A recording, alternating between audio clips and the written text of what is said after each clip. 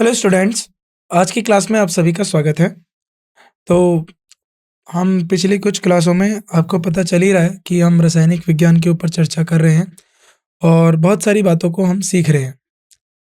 आज की क्लास भी कुछ आपके लिए नई है। नई क्लास है क्योंकि आज भी हम कुछ नई बातों को समझेंगे। देखिए, अब तक जो हम पढ़ रहे हैं रासायनिक विज्ञान को लेकर, हमने परमाणु पढ़ा, अणु पढ़ा और परमाणु से जुड़े हुए और भी जो छोटे पार्टिकल्स हैं उनके बारे में हमने चर्चा करी। आज की क्लास में हम केमिकल बॉन्डिंग के बारे में पढ़ेंगे। अब देखिए, केमिकल बॉन्डिंग क्या होता है और जो पूरा केमिस्ट्री है वो इन्हीं दो शब्दों पे जुड़ा है, केमिकल बॉन्डिंग। किस तरीके से दो पदार्थ आपस में जुड़े होते हैं, दो तत्व आपस में जुड़े होते हैं और क्या उनको जुड़ने के लिए चाहिए होता है, आज हम इस पर भी आपसे चर्चा करेंगे। अब हम बात करें इस दुनिया की, तो देखिए इस दुनिया में हर किसी को स्थिरता चाहिए, चाहे वो आप हो, मैं हूं या कोई और भी क्यों ना हो।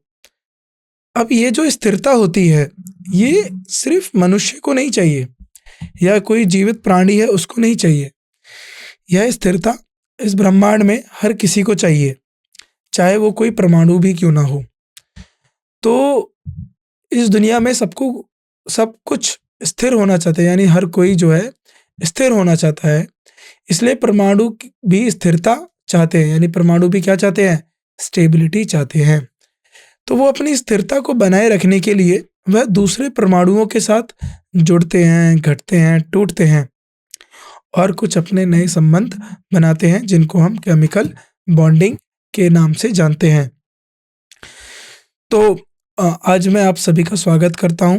आज हम अब केमिकल बॉन्डिंग पढ़ेंगे और केमिकल बॉन्डिंग में जो हम चर्चा करेंगे वो चर्चा हमारी क्या होगी? वह चर्चा हमारी यही होगी कि परमाणु अपनी स्थिरता कैसे ढूंढता है और वह अपनी स्थिरता पाने के लिए क्या कुछ करता है, यानी किस तरीके से, किन बातों को परमाणु किससे जुड़ेगा, किससे टूटेगा और जिससे जुड़ेगा उसी से क्यों जुड़ेगा, इन सब को लेकर भी हमें चर्चा करनी है और उसको समझना है कि परमाणु का जो ऐसा व्यवहार है, जो प्रकृति है, वो क्यों है और स्थिरता से हमें क्या समझ में आता है, इस बारे में भी अब हम चर्चा करने जा रहे हैं।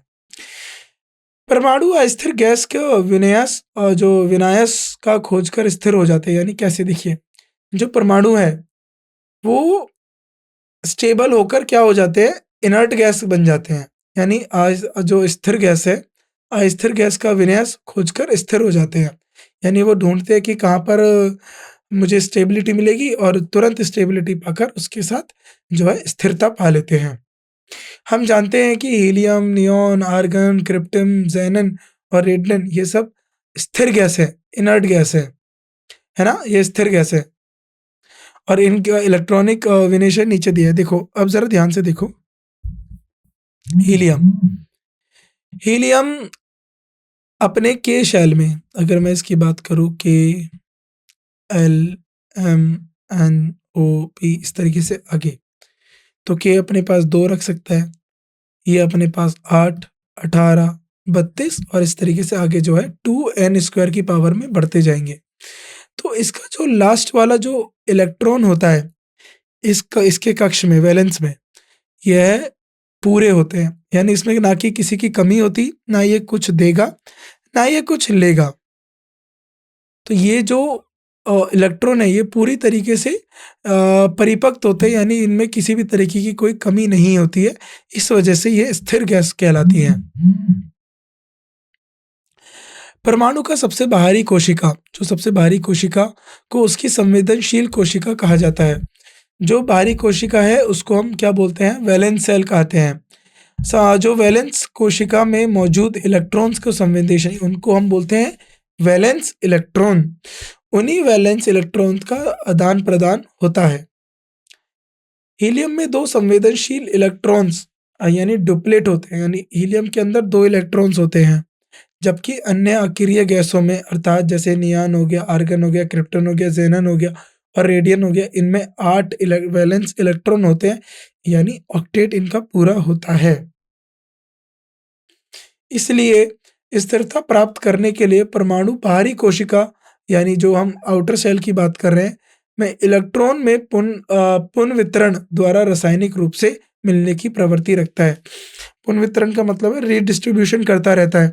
कहीं एक ज़्यादा है तो वहाँ से एक उठा लेगा, किसी के पास कमी है तो जिसके पास ज़्यादा है वो उससे मिलेगा, जिसके पास ज़्यादा है वो उसको ढूंढेगा किसके पास कमी है, तो कमी वाले को दान दे देगा और ज़्यादा वाला उससे जो कम वाला है उससे प्राप्त कर लेगा। तो इस तरीके से होगा क्या कि हर कोई स्टेबल हो जाएगा। जो वो प्रकृति चाहते हैं स्टेबिलिटी की, स्थिरता की, वह वो प्राप्त कर सकेंगे। रासायनिक संयोजन के कारण का कारण जो तत्वों का जो प्रवृत्ति होती है कि वे अपने जो बाह्यतम कक्ष है यानी जो बाहर वाला जो कक्ष है या नियरेस्ट कक्ष में निकटतम उत्कृष्ट गैस संरचना प्राप्त कर सके। जैसे कि फ्लोरीन है, हाइड्रोजन, हीलियम, नियॉन। नियॉन का जो एटॉमिक नंबर होता है 10, 2 और 8। नियॉन से एक कम हो गया फ्लोरीन। फ्लोरीन में 2 और 7 रहते हैं। इसको नियॉन की कॉन्फ़िगरेशन यानी नियॉन के जैसा स्थिर होने के लिए एक इलेक्ट्रॉन की ज़रूरत है ना, फ्लोरीन F। तो ये क्या करेगा, ये उनको ढूंढेगा जिनके पास एक इलेक्ट्रॉन की जो है ज़्यादा है। मान लो ये हाइड्रोजन से मिल जाएगा, हाइड्रोजन को बोलेगा देखो साहब यहाँ पर समझो, हाइड्रोजन के पास अपने सेल में एक इलेक्ट्रॉन होता है, चाहिए कितने, 2। फ्लोरीन के पास क्या होता है, 2, पहले में 2 हो गए, दूसरे में 7 हो गए।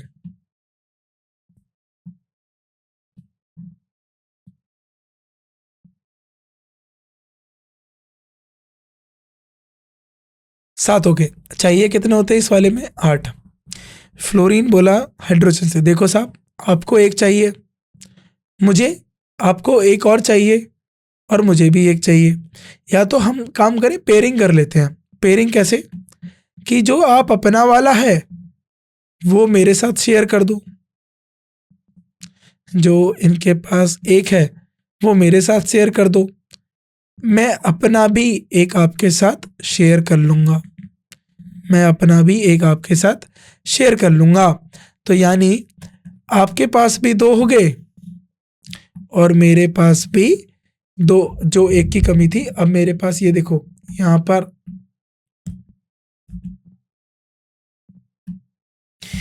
2, 2 4, 2 6, 2 8, एक इसका खुद का है 7, एक हाइड्रोजन का ले लिया, तो ये अब क्या हो गए, स्टेबल बन गए।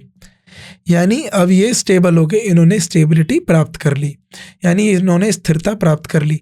और ये सबसे नियरेस्ट निकटतम किसके पास जग चला गया, नियॉन के पास। तो हर कोई अपने जो इनका जो नियरेस्ट होता है उसके पास आने की जो है कोशिश करते हैं। इस बंध को रासायनिक बंध कहा जाता है। तो इस तरीके के बॉन्ड को क्या बोला जाता है, केमिकल बॉन्ड। रासायनिक बंध की व्याख्या है कोसेल और लुईस ने की थी। तो याद रखना कोसेल और लुईस ने रासायनिक के बारे में सबसे पहले बात की।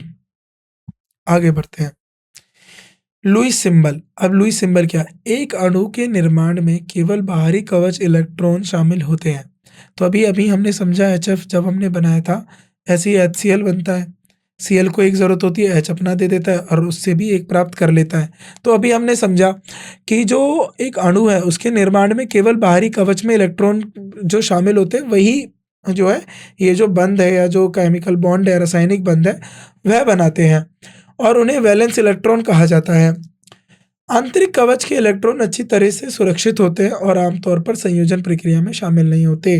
तो ज़्यादातर जो होंगे वो बाहरी इलेक्ट्रॉन्स होंगे, लेकिन जो आंतरिक जो इलेक्ट्रॉन्स हैं वो किसी भी तरीके से ऐसी प्रक्रिया में आमतौर पर जो है संयोजन की प्रक्रिया में शामिल नहीं होते।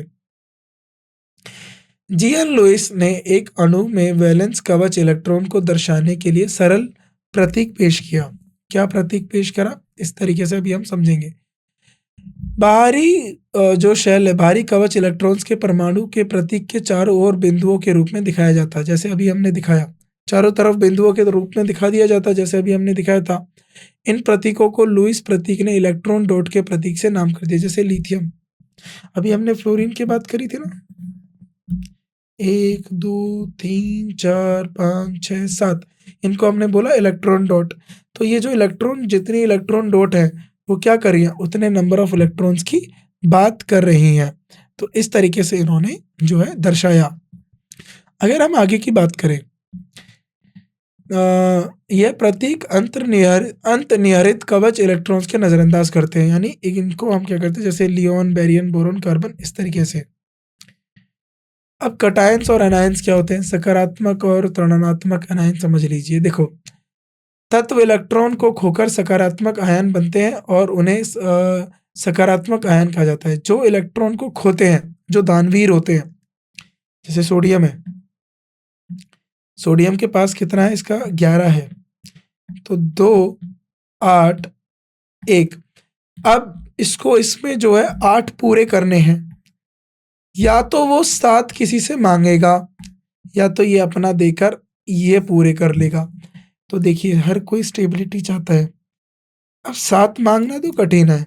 देखो जी साहब, हम 7 तो आप दे नहीं पाओगे। हम लेना तो 7 चाहते हैं इलेक्ट्रॉन, पर आप दे नहीं पाओगे।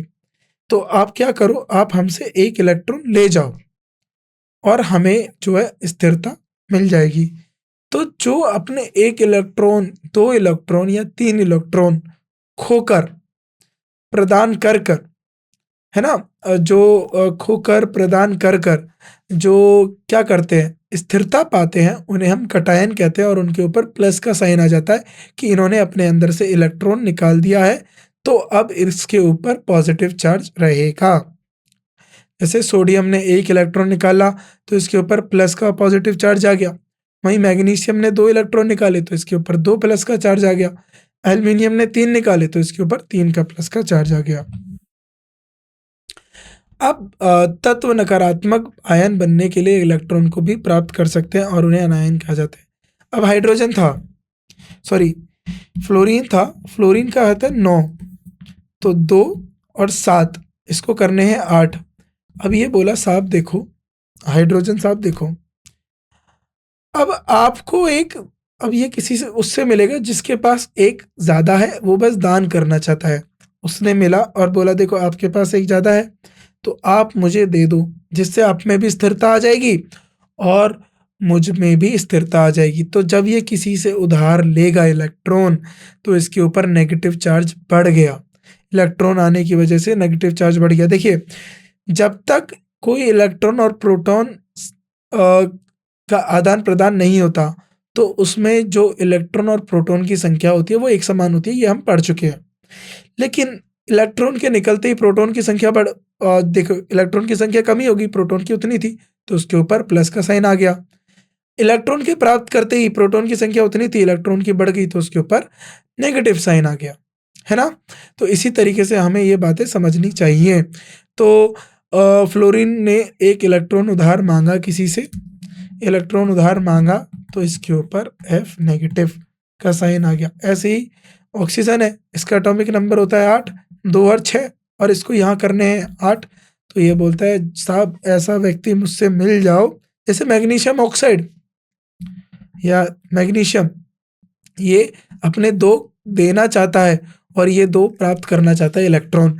तो ये ऑक्सीजन के मैग्नीशियम के साथ बोला, साहब देखो आपके पास 2 ज़्यादा हैं, तो आप हमें दे दो, हम भी स्टेबिलिटी, स्थिरता पालेंगे और आप भी स्थिरता पालेंगे। जब हम दोनों स्थिरता पालेंगे तो हम दोनों आपस में जुड़ जाते हैं, और ये दोनों जुड़ के क्या बने, मैग्नीशियम ऑक्साइड। तो सारा खेल स्थिरता पाने का है। आगे बढ़ते हैं। आयनिक बांध या इलेक्ट्रोवैलेंट बांध, यानी आयनिक बॉन्ड या इलेक्ट्रोवैलेंट बॉन्ड किन्हें कहते हैं?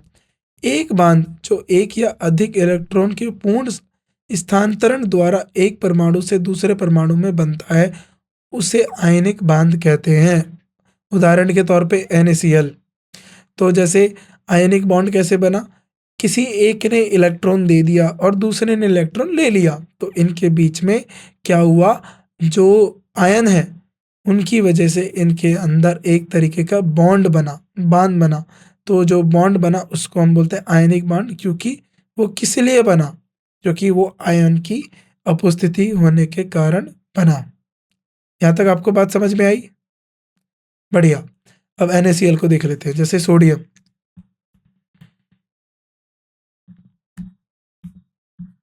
11 2 8 1, क्लोरीन 17 2 8 7। इसको 8 करने, इसको भी स्टेबिलिटी या तो इससे साथ लेगा, क्लोरीन तो अपने साथ देगा नहीं, इससे एक इलेक्ट्रॉन ले लेगा। तो सोडियम ने एक देने को तैयार हो गया इलेक्ट्रॉन, क्लोरीन ने ले प्राप्त कर लिया। तो NaCl ये क्या है? आपका आयोनिक बॉन्ड है। आयोनिक बॉन्ड मजबूत बॉन्ड होते हैं। अब इनकी कंडीशन पढ़ लेते हैं आयोनिक बॉन्ड की। आयनिक बंध की स्थिति धातु के अधीनकरण ऊर्जा कम होनी चाहिए, है ना? और अद्भुत धातु की इलेक्ट्रॉनिक असिकता ऊंची होनी चाहिए, यानी नॉन मेटल से ज़्यादा और मेटल से कम होनी चाहिए। आयनिक यौगिकों के गुणाधर्म, अब इसके क्या है? इसके कुछ जो है प्रॉपर्टीज देख लीजिए जो आयनिक कंपाउंड बनते हैं। जैसे कि यानी यौगिक का गलांकन और कथांकन उच्च होता है। जो आयनिक बॉन्ड होते हैं उनके मेल्टिंग पॉइंट, बॉइलिंग पॉइंट काफ़ी ऊंचे होते हैं, हाई होते हैं। आयनिक यौगिक विद्युत के अच्छे चालक होते हैं, यानी आयनिक बॉन्ड में क्या होता है? बिजली जो होती है वो अच्छे से चलती है। फिर ध्यान से समझिए। पानी देखिए, पानी के अंदर सोडियम कहीं ना कहीं होता ही है, उसमें विद्युत चल जाता है। नमक के पानी में घोल दीजिए, उसमें विद्युत चल सकता है। तो आयनिक क्या होते हैं? विद्युत के अच्छे चालक होते हैं। अगला पॉइंट, आयनिक यौगिक ठोस स्थिति में विद्युत के खराब चालक होते हैं। जो आयनिक ठोस होते हैं, ठोस की वजह से वो उसके अंदर जो आयन है वो चल नहीं पाता और आयन ही चार्ज को लेकर चलता है। इसकी वजह से ठोस में वो विद्युत के चालक नहीं होते।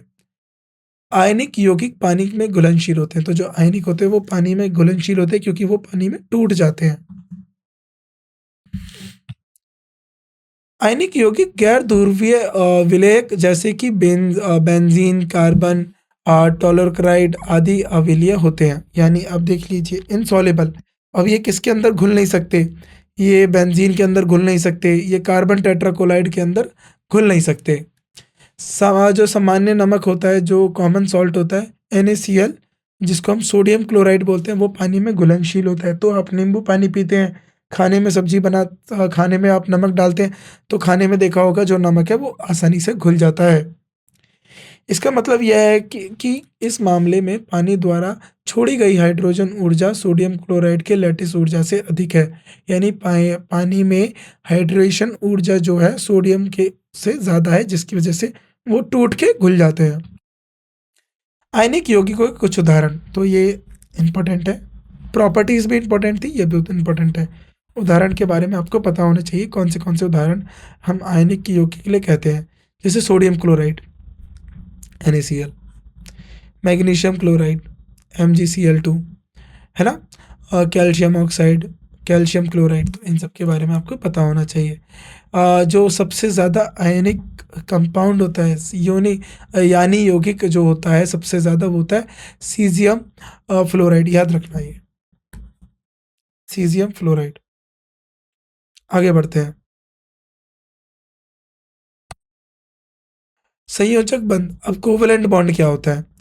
दो सामान्य या विभिन्न परमाणुओं के बीच इलेक्ट्रॉन के पारस्परिक योगदान, यानी म्यूचुअल कंट्रीब्यूशन। यानी ठीक है, आप भी रख लो, हम भी रख लेते हैं। दोनों सहमति के साथ, साझेदारी के साथ जो एक बॉन्ड का निर्माण करते हैं उनको संयोजक बंध कहते हैं। जो दोनों देखिए साझेदारी के साथ, है ना, म्यूचुअल अंडरस्टैंडिंग के साथ एक बंध उन्होंने बनाया, एक बॉन्ड उन्होंने बनाया, उसे हम बोलते हैं सह संयोजक। यानी सहमति के साथ जो उन्होंने बॉन्ड बनाया। जैसे हाइड्रोजन, हाइड्रोजन यहाँ पर ये एटम नहीं है, हाइड्रोजन गैस है ये। जैसे एक हाइड्रोजन का एटम बोला यार हमारे पास एक की कमी है और एक एक्स्ट्रा भी है, दूसरा बोला हमारी भी यही स्थिति है, तो क्यों ना हम दोनों मिल जाएं, तुम भी पूरे दो कर लो, हम भी पूरे दो कर ले। तो ये दोनों मिलके हाइड्रोजन गैस बन गए। क्लोरीन, क्लोरीन ने बोला हमारे पास एक की कमी है, दूसरा बोलता है हमारे पास भी एक की कमी है, क्यों ना हम दोनों एक दूसरे को आदान प्रदान करें अपना एक एक इलेक्ट्रॉन। इन्होंने अपना एक एक इलेक्ट्रॉन आदान प्रदान करा और जो है इन्होंने स्थिरता प्राप्त कर ली।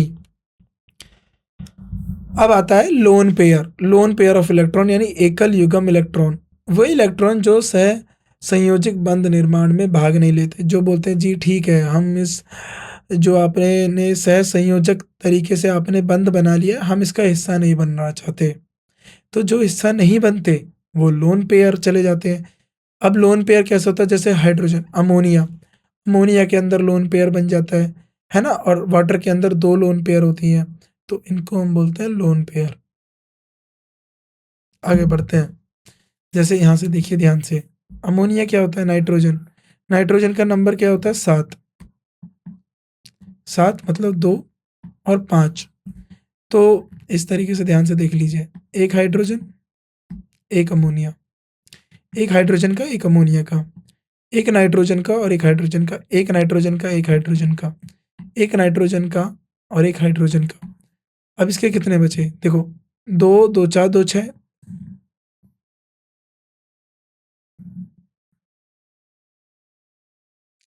अब नाइट्रोजन के पास 6 आ गए, है ना। अब ये दो जो हैं क्या बचे अब ये दो इसके इन्होंने किसी में पार्ट ही नहीं लिया, ये दो गए, ये दो गए, ये दो गए, इन्होंने पार्ट ही नहीं लिया, तो ये लोन पेयर बन गए। ऐसी जो है ऑक्सीजन के क्या था, 2 और 8, है ना, 8 होता है, तो 2 और 6, 2 और 6, तो ऑक्सीजन ये हो गया, एक ऑक्सीजन का, एक हाइड्रोजन का, एक ऑक्सीजन का, एक हाइड्रोजन का, तो ये बचे, तो ये टोटल 8 हो गए। इसमें से 2 जो है सह संयोजक में गए, यानी म्यूचुअल अंडरस्टैंडिंग बनाया, और जो है बाकी का 2 जो हैं वो लोन पेयर बने। तो इस तरीके से इन्होंने लोन पेयर भी रखा, ये लोन पेयर 2 हो गई, यहाँ पर लोन पेयर 1 है। ये लोन पेयर का आपको कॉन्सेप्ट समझ में आया। अब आगे बढ़ते हैं, अब सहसंयोगिक यौगिक के गुण धर्म की बात कर लेते हैं, इनके कुछ प्रॉपर्टीज की बात कर लेते हैं कि क्या इनकी विशेषताएं होती हैं। सहसंयोगिक यौगिकों यानी कोवेलेंट बॉन्ड जो होते हैं, इनका भी जो मेल्टिंग पॉइंट और बॉइलिंग पॉइंट होता है ये ऊंचा होता है, हाई होता है। वह सामान्यतः विद्युत के खराब चालक होते हैं, इनके अंदर से विद्युत नहीं चलता। अब आपने बोला होगा कि सर आपने अभी H2O तो बताया, जो प्योर वाटर होता है जिसके अंदर किसी भी तरीके की अशुद्धियां नहीं होती हैं, उसमें विद्युत नहीं चल पाता है। अब जो आपके घर पे पानी आता है ये टैप वाटर होता है, इसमें अशुद्धियां होती हैं, जिसकी वजह से इसके अंदर विद्युत का जो है संचालन हो जाता है। आगे बढ़ते हैं, वे सामान्यतः पानी में अविलय होते हैं, यानी वो पानी में नहीं घुल पाते। वह सामान्यतः बेंजीन, एसीटोन, क्लोरोफॉर्म जैसे कार्बनिक अविलयक में, जैसे कार्बनिक जो सॉल्वेंट होते हैं उनमें घुल जाते हैं, पानी में नहीं घुलेंगे। संयोजिक बंध दिशात्मक बंध होता है, यानी ये डायरेक्शनल होते हैं, किस तरफ ये अपना बॉन्ड बना रहे हैं इससे हमें दिख जाता है। सहसंयोजक बंध 2 प्रकार के होते हैं, गैर ध्रुवीय संयोजक बंध यानी नॉन पोलर कोवलेंट, और ध्रुवीय संयोजक बंध। अब हम इनको समझते हैं कि ध्रुवीय और गैर ध्रुवीय क्या होते हैं। जब एक तत्व के 2 समान परमाणुओं के बीच संयोजक बंध बनता है तो इसे गैर ध्रुवीय बंध कहते हैं। यानी 2 सिमिलर एटम के बीच में अगर बॉन्ड बनेगा तो उसको हम क्या बोलेंगे, गैर ध्रुवीय बॉन्ड। जैसे कि हाइड्रोजन हो गया, ऑक्सीजन हो गया, ऑक्सीजन का ये O2 है और ये नाइट्रोजन हो गया। और वहीं ध्रुवीय क्या होता है, जब तत्व विभिन्न परमाणुओं, जैसे ये ध्रुवीय हो गया, एक जैसों के साथ गैर ध्रुवीय, अलग अलग के साथ ध्रुवीय संयोजन बंध बनता है तो इसे ध्रुवीय संयोजक बंध कहते हैं। जैसे HCl, H2O और NH3। अब आता है हमारा कोऑर्डिनेट बॉन्ड। कोऑर्डिनेट बॉन्ड क्या होता है, समन्वय बंध एक विशिष्ट प्रकार का सहसंयोगी बंध है। ये भी एक सहसंयोगी बंध है जिसमें एक परमाणु दूसरे परमाणु को इलेक्ट्रॉन दान करता है। उसमें दोनों एक दूसरे के साथ साझा कर रहे थे, इसमें साझा नहीं करते हैं, इसमें दान दे देता है कि ठीक है हमने आपको दान दिया, रखो। और जो दानवीर होता है वो ये एरो दिखाता है कि हमने इसको दिया है। तो दाता से स्वीकार करने वाले परमाणु के बीच बंधन का समन्वय बंध कहा जाता है, तो इसीलिए इनको कोऑर्डिनेट कहा जाता है जो इनको बॉन्ड दे रहा है। और ये जो एरो है ये बताता है कि ये जो इलेक्ट्रॉन है किसने दिया, किसको दिया। उदाहरण के तौर पे SO2 सल्फर डाइऑक्साइड, तो जो सल्फर डाइऑक्साइड है यहाँ से देखो ये जो 2 बॉन्ड है इन्होंने इसको दे दिया। यहाँ से तो इसने 4 और 4 8 इसके पूरे हैं और 4 और 4 8 इसके पूरे हैं। यहाँ देखिए 2 2 4 2 6, तो इसने बोला कि ठीक है साहब आप अपने 2 ले लो, हमने आपको 2 दे दिए। तो यहाँ इन्होंने डबल बॉन्ड बनाया, डबल बॉन्ड ट्रिपल बॉन्ड भी समझेंगे आप। तो यहाँ से इन्होंने कोऑर्डिनेट बॉन्ड बनाया। NH4Cl अमोनिया के साथ भी होता है कि ऑल 3 टाइप्स ऑफ बॉन्ड इसमें जो होते हैं आयोनिक, कोवलेंट और कोऑर्डिनेट बॉन्ड। तो इसमें क्या होता है, अमोनिया क्लोराइड में तीनों प्रकार के बंध होते हैं, आयोनिक भी होता है, कोवलेंट भी होता है, सहसंबंधित। तो ये याद रखना, ये बहुत इंपॉर्टेंट बात है कि अमोनिया में तीनों प्रकार के बंध होते हैं। अब आता है हमारा सिग्मा बॉन्ड। एक बंध जो परमाणु कक्ष की रेखीय ओवरलैपिंग के द्वारा बनता है। ये ओवरलैपिंग के द्वारा बनते हैं, है ना। परमाणुओं के ऑर्बिटल्स जो परमाणु कक्ष होते हैं उसमें ओवरलैप हो जाता है और जिसकी वजह से सिग्मा बॉन्ड बनता है। परमाणु कक्षों की ओवरलैपिंग के विस्तार में सिग्मा बॉन्ड में बड़ा होता है, तो इसलिए सिग्मा बॉन्ड बड़ा होता है, इसलिए सिग्मा बॉन्ड एक मजबूत बॉन्ड है। पाई बॉन्ड जो परमाणु कक्षों की प्रश्वर्तीय या अनुपातिक ओवरलैपिंग द्वारा बनता है, जो पाई बॉन्ड कहलाता है। यानी लेटरल और साइड बाय साइड ओवरलैपिंग, यानी इस तरीके की ओवरलैपिंग या फिर इस तरीके की ओवरलैपिंग होती है। तो इसकी वजह से पाई बॉन्ड की जो है फॉर्म होते हैं। चूंकि इस मामले में परमाणु कक्षों की ओवरलैपिंग सिग्मा बॉन्ड से कम होती है, इसलिए पाई बॉन्ड कमजोर होते हैं और सिग्मा बॉन्ड ज्यादा होते हैं। हाइड्रोजन में सिग्मा बॉन्ड की संख्या 1 और पाई बॉन्ड 0 होता है, तो ये याद रखना। ऑक्सीजन में अगर हम बात करें, ऑक्सीजन में अणुओं में 1 सिग्मा 1 पाई बनता है और N2 में देखिए यहाँ पर डबल बॉन्ड बनता है, तो डबल में 1 सिग्मा 1 पाई, 3 में 1 सिग्मा 2 पाई, 1 सिग्मा 2 पाई बॉन्ड बनेंगे। जिसमें सिंगल बॉन्ड है उसमें एक ही बॉन्ड है तो उसमें सिग्मा ही बनेगा। बेंजीन अवर्णीय सूत्र है ना। बेंजीन का जो मॉलिक्यूलर फॉर्मूला है C6H6, इसकी संरचना सूत्र निम्नलिखित है। इसमें 12 सिग्मा 3 पाई, 12 सिग्मा 3 पाई, याद रखना। ये सब चीज़ें जो है एग्जाम में सीधी सीधी पूछी जाती हैं, तो इन्हें आपको पता होना चाहिए।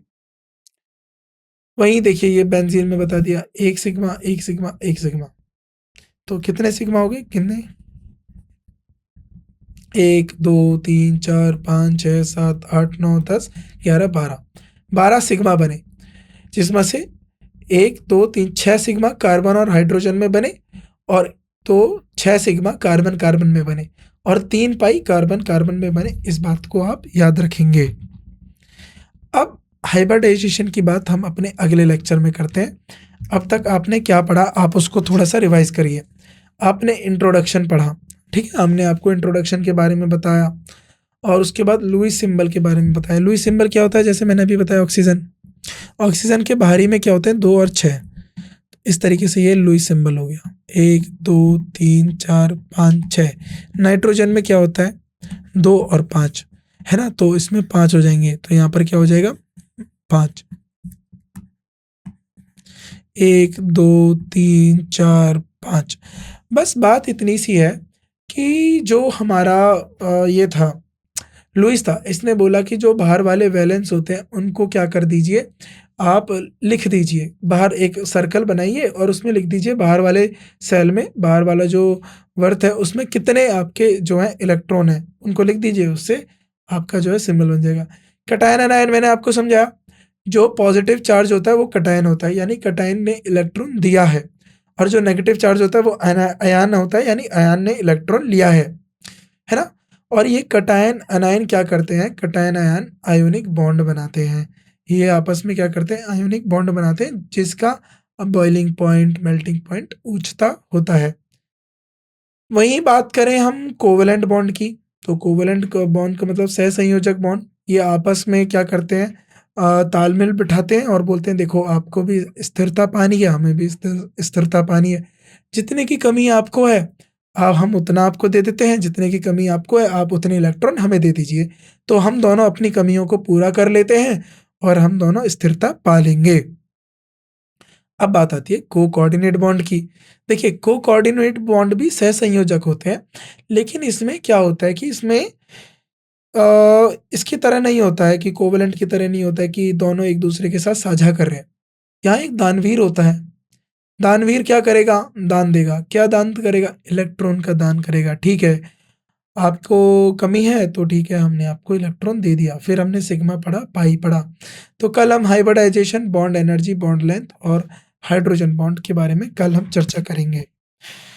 तो यहाँ तक हमने बॉन्डिंग को अच्छे से समझा, केमिकल बॉन्डिंग, और केमिकल बॉन्डिंग ही हमें केमिकल प्रॉपर्टीज़ को समझने में मददगार होती है कि किस तरीके से जो है केमिस्ट्री आगे बढ़ती जाती है, सुचारू रूप से कैसे बॉन्ड बनते हैं, टूटते हैं, बिखरते हैं। इन सब में हमें केमिकल बॉन्डिंग की सहायता मिलती है और इसमें हम जो एटम है उसके बारे में और अधिक जानकारी रखते हैं। तो आपको क्या करना है, जो आपने अभी तक पढ़ा उसको अच्छे से अभ्यास करिए, निरंतर तौर पे उसे पढ़ते रहिए, समझते रहिए। कुछ भी आपको सवाल जवाब है आप हमसे करिए। बाकी पूरी कोशिश यही है कि आपको किसी भी तरीके की असुविधा ना हो और हर आपको बस अपनी जो ये कक्षाएँ हैं, क्लासेस हैं, इनको रेगुलरली रोज़ प्रतिदिन अटेंड करना है, प्रॉपर नोट्स बनाने हैं। जब भी आपका एग्ज़ाम होगा इनको अच्छे से लिखिए, लगातार याद रखिए। साइंस का एक ही तरीका है, लगातार आप निरंतर अभ्यास करते रहेंगे तभी आप इन चीज़ों को याद कर पाएँगे।